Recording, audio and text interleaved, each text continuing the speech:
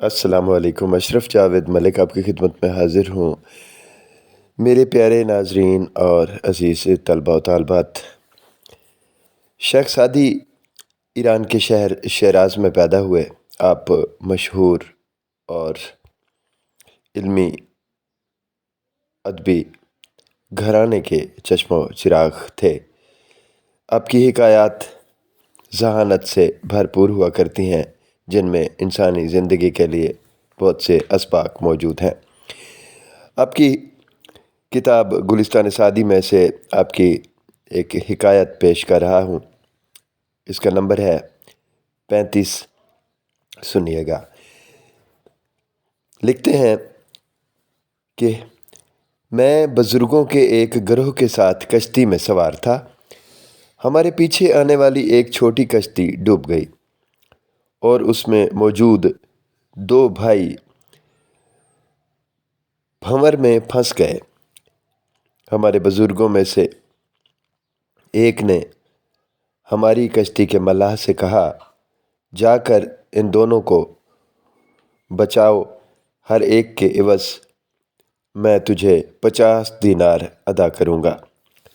ملاح نے پانی میں چھلانگ لگا دی اور جا کر ایک بھائی کو بچا پایا اور دوسرا جو بھائی تھا وہ موت کا شکار ہو گیا۔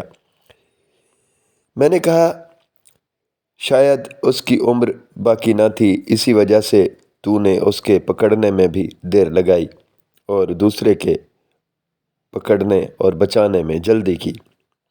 ملاح یہ بات سن کر ہنس دیا اور کہا، جو آپ نے فرمایا ہے یقینی بات ہے، اور ایک دوسرا سبب یہ ہے کہ میں نے کہا۔ وہ کیا ہے؟ اس نے کہا، میری طبیعت کا رجحان اس ایک شخص کو بچانے کی طرف زیادہ تھا، اس لیے کہ ایک دفعہ جنگل میں جب میں بہت زیادہ تھکن کا شکار تھا تو اس نے مجھے اپنے اونٹ پر سوار کرا لیا تھا، جبکہ دوسرے کے ہاتھ سے میں نے بچپن میں کوڑے سے مار کھائی تھی۔ میں نے کہا، خدا تعالیٰ نے سچ فرمایا ہے، جو نیک کام کرتا ہے وہ اپنے لیے کرتا ہے اور جو برائی کرتا ہے اپنے لیے کرتا ہے۔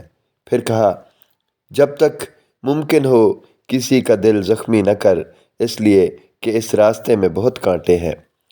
حاجت مند فقیر کا کام نکال دے، اس لیے کہ تیرے بھی بہت سے کام ہونے ہیں۔ یہ آج کی حکایت تھی۔ مجھے دیجیے اجازت۔ اللہ حافظ۔